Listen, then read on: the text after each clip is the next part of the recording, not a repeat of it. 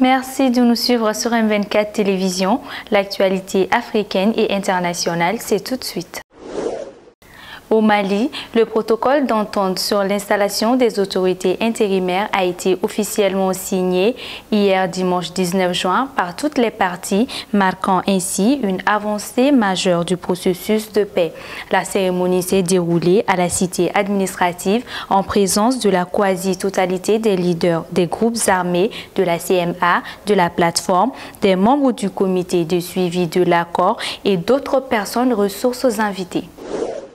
Toujours au Mali, un mouvement politico-armé de défense des peuples non djihadistes et non indépendantistes a été créé, a annoncé samedi à l'AFP un responsable de cette organisation visant selon lui à protéger cette communauté contre l'armée et des milices. L'annonce a été faite par le secrétaire général de l'organisation selon qui la création de ce mouvement politico-militaire dénommé Alliance nationale pour la sauvegarde de l'identité Peul et la restauration de la justice a pour but de défendre la communauté Peul.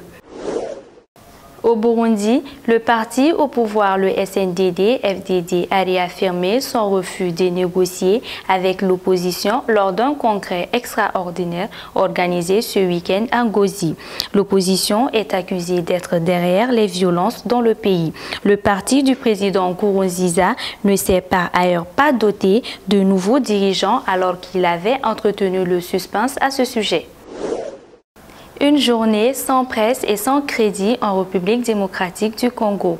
L'appel a été lancé par les organisations professionnelles des médias, notamment l'Union nationale des journalistes, l'Association des éditeurs de presse et de la presse audiovisuelle privée. L'Agence de régulation des télécommunications a annoncé hier dans un communiqué avoir demandé aux opérateurs économiques de revenir à l'ancienne tarification.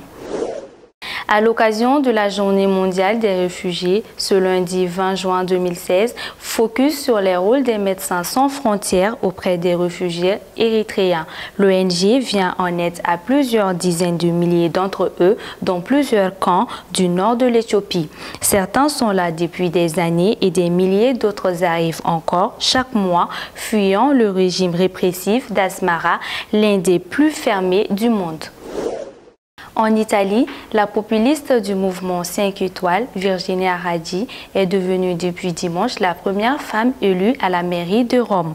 Le parti démocrate du président du Conseil italien, Matteo Renzi, subit un lourd revers à Rome, mais aussi à Turin. Des milliers de personnes ont participé dimanche 19 juin à la marche organisée par les associations musulmanes de Mantes-la-Jolie pour exprimer leur solidarité avec les forces de l'ordre 6 jours après le meurtre d'un couple de policiers. Aux États-Unis d'Amérique, Donald Trump a estimé dimanche 19 juin que le pays devrait davantage recourir au contrôle aux faciès à l'instar d'autres pays et durcir leur politique répressive après la tuerie d'Orlando. Il a affirmé que les États-Unis devraient réfléchir à des mesures de profilage des musulmans afin de lutter contre les attaques d'inspiration djihadiste. C'est ainsi que s'achève ce flash d'information. Merci de l'avoir suivi. Retrouvez-nous sur notre site internet m24tv.net ou sur notre page Facebook. À très bientôt sur M24 Télévision.